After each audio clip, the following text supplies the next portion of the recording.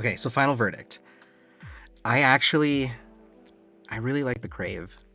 And here's why. Like, again, Bose, it does really well with mid bass, right? That's what it's known for. They have that whole saying, no highs, no lows, must Just be Bose. Bose. Yeah. And it does really good at that. It knows what it's going for, but I mean, first of all, the volume on this is great. Curve reaches, it basically gives you a wider soundstage, right? They both still have two speakers. They have some sort of like venting or something on the back for the extra pressure of the speakers, which I think does really well with bass. Even though this doesn't have the same bass response as the Bose, the clarity in the highs sounds phenomenal.